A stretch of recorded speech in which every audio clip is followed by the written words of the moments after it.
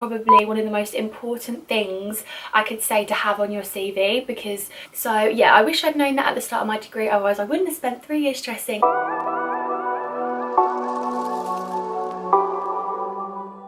Hello my lovelies, welcome back to my YouTube channel.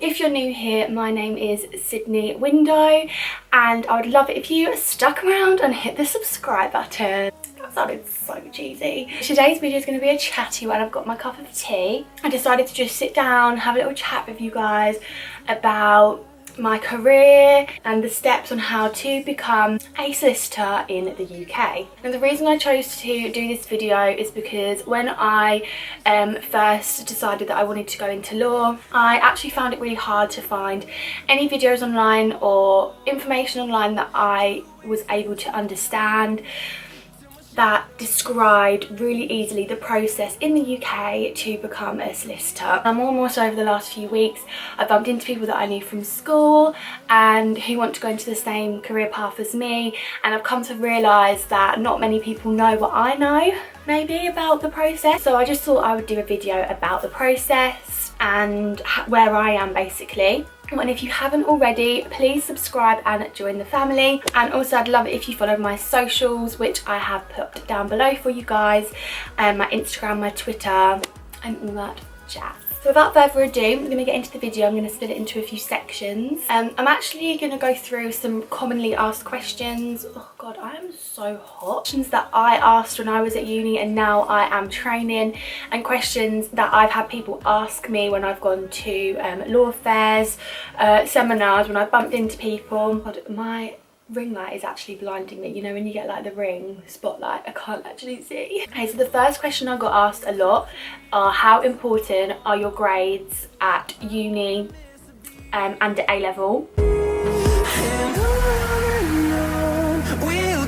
Personally at A-level, they are not that important. You don't have to have studied law at A-level to study it as a degree, so you don't have to have done it beforehand like some courses, and I think you do have to do that. But in terms of grades and what you get for your A-levels, obviously they will determine what university you go to. So if you want to go to a uni like Cambridge, Oxford, London School of Economics or anywhere like that to do law, then you're going to want to be getting all the A-star marks, so obviously your grades will be important at that point to get into your chosen uni. In terms of your degree, it's quite a hard one. Obviously you have to do a law degree, you have to do a 3-year law degree to become a lawyer. You can't do it any other way, which is why it was important for me to get into university and to go to university. I actually went to Brunel, if anyone cared. Yeah, when you're at university, I'm sure most people will know there is like an ongoing joke that your first year doesn't count. It is true, your first year grades do not count towards your degree, which I think is just ridiculous, seeing as the course is like £9,250 now. So it's basically just a waste of a year. I do still stand by the point to this day that you could do a degree in 2 years. I do think it's possible. Your grades at uni will matter depending on at the end. If you do get a 2-2 in your law degree, it's going to be a lot harder for you to get a training contract or to move forward after that point. So okay, so another asked question that I get is what is the actual process? So step-by-step process. I wasn't actually aware so much of the different ways you could do the process, so I think it's important to have a little chat about that. So if you want to be a solicitor, you have to do your 3 years at university to get your LLB degree. After that you have to do something called an LPC if you want to be a solicitor, which is called a legal practice course. I'm currently doing that at the moment. I'm doing that online with the University of Law, and I also work at the same time as a paralegal in a firm, which helps me to get work experience on the job and to also go towards my training contract. So after you do that, so my LPC is from September to June. After that I'm going to be working full time, and then you will start your training contract, which is 2 years. So all in all it takes 6 years. The route that I've taken is that I am doing paralegal work at the same time, so hopefully by doing that it will cut off my training by 6 months, so I should hopefully qualify by 5.5 years. But it is a really long process, but it is so worth it in the end. You have to go through all of the rubbish to get the good, I suppose. Obviously, as a trainee, you literally get the lowest income possible. I guess that's just what comes with the job. But when you qualify, I'm hoping anyway, it will be a nice little raise and your pay definitely goes up and you get trusted with your own clients and things like that. Why are work placements so important? I've got asked that a few times about work experience. Work experience is probably one of the most important things I could say to have on your CV, because I don't wanna miss a beat. A lot of people come out of uni and never have worked a day in their life, and I mean all of the skills that go towards being a lawyer anyway are just being on the phone, being able to email, talking, chatting with clients, just being able to liaise with people. If you've never worked, like even in like the bloody corner shop or something, it's not going to look great. So that is why I would always suggest that work placements are one of the best things you can do. I mean, I'm a prime example. When I finished uni this year, I'd already done about 3 or 4 work placements prior to that. I had a work placement with the firm I'm actually at now. I was there for 2 weeks. Oh, Jesus Christ, Sydney, drink your tea, honey. Yeah, so I was with them for 2 weeks. They asked me to stay for a further 2, so I was there for 4 weeks all in all, unpaid. And then I left because I finished my work experience. I got a phone call saying that they were looking for a property secretary and that they didn't want to put it up on the market. They wanted to ask me first. Now that is all come from work experience, from me being there for 4 weeks unpaid, carrying out work that they were impressed with, and that has in the end got me my job, which I've now been promoted to paralegal. I mean, at the time I didn't want to do property, I didn't want to be a secretary, but you've got to start from somewhere. I will literally stand by this, I think, for the rest of my life, but I am so grateful that I was a secretary before being a solicitor. It really showed me the other side of it. So obviously one day I will have my own secretary, and it really showed me how much they do and how much I had to do as a secretary and how much of the little nitty-gritty work that had to be done by them. And I think it really showed me how much work they do and how much effort they put into the firm as well as the solicitors. It's not just about making money. But yeah, I think that was a really good step, and I would definitely suggest going into a law firm and starting as a secretary as early as you can. I think it was great experience for me, and I mean, it's ended up that I've got a firm that I'm working for. They're helping me with my LPC. What more could you want? But I've literally got the sorest throat because I haven't stopped talking. Another question that I've just found online that I see a lot of people have been asking is can you become a lawyer if you don't do a law degree? You can. You do a law degree for 3 years, and then what you would do is a GDL, which is a conversion course. So you would do 1 year after it, kind of like a master's in law, and it is basically the whole 3 years of the degree. I must say that sounds really bloody scary, but if that's what you want to do and you've taken the wrong career path, or I mean, some people do history in law and then do their GDL. It does make you look more appealing to firms if you've got another,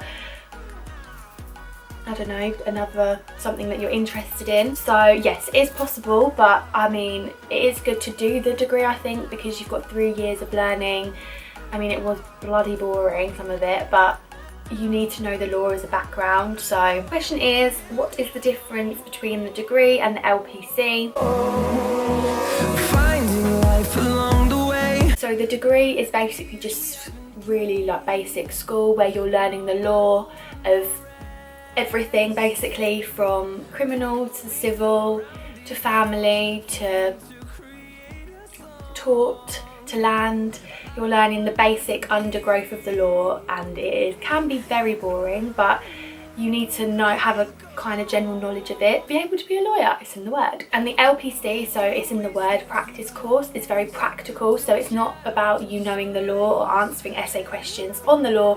It is about you having a client and you being able to give them advice on their matter, like tailor your advice to it. Practical, you're going to be doing things like writing letters, emails, reports, not so much essays. I prefer the practice course. I think it is definitely more practical because I work in a firm. I'm able to have the skills where I'm writing emails, letters, all things like that.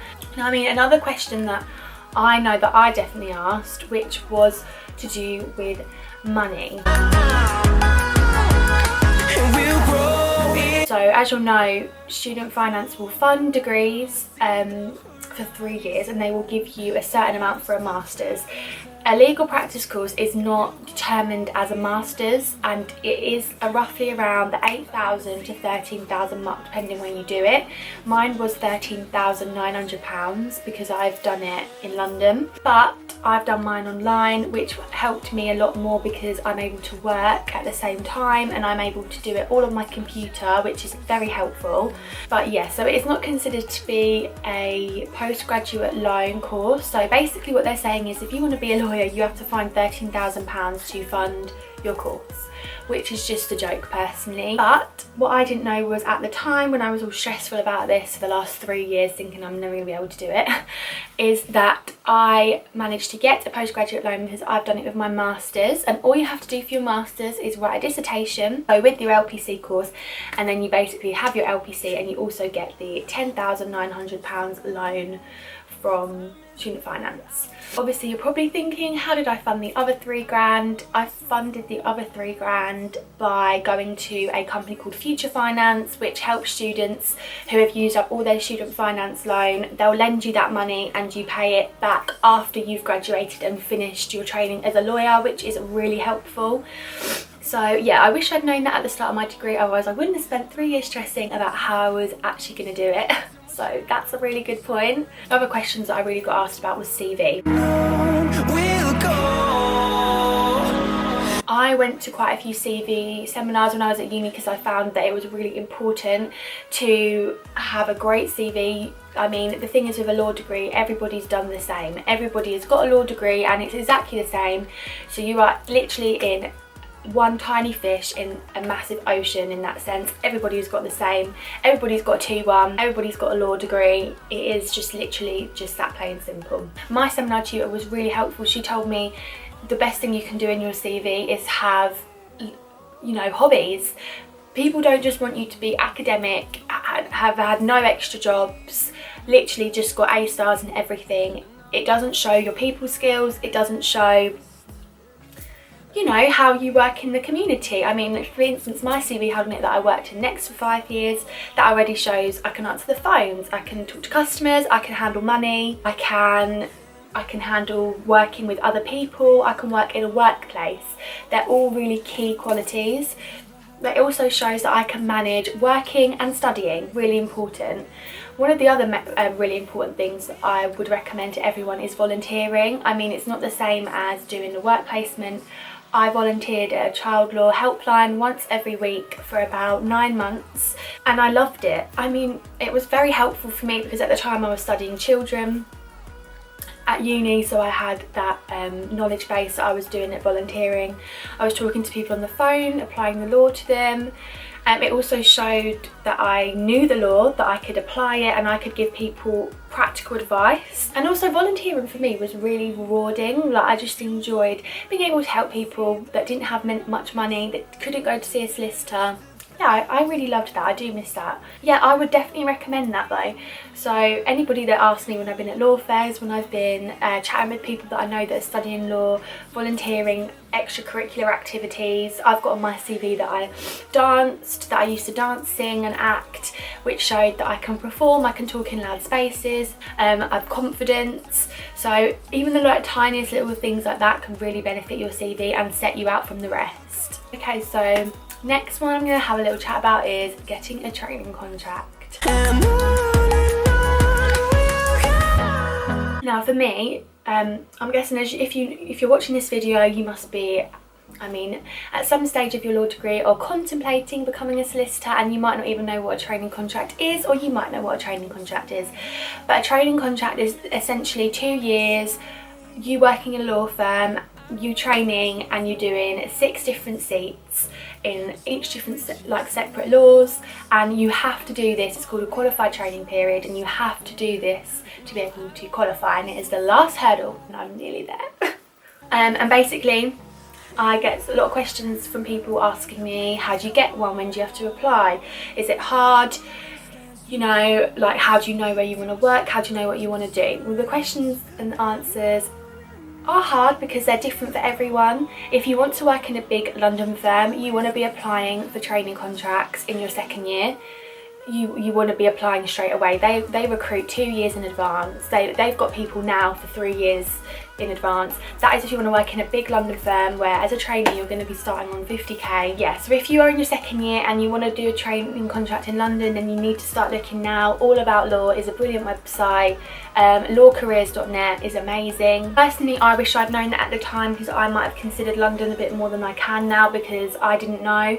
I wasn't prepared. My second year was kind of a flunk. Didn't do as much work as I should have. I got into partying. I didn't really know the whole process, and I missed the boat on a lot of things. But don't be disheartened. I mean, training contracts locally in your local area, high street law firms usually will recruit only a year in advance, sometimes for that year.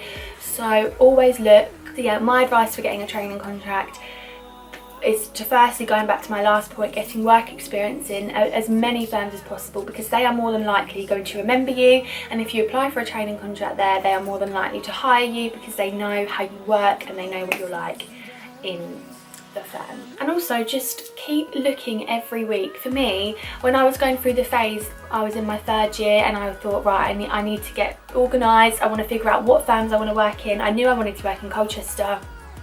I knew I wanted a firm locally, so I literally every day was looking on all of their websites for vacancies, for training contract vacancies, writing covering letters, writing CVs to prepare myself for applying. You just literally need to be on the ball, looking all the time.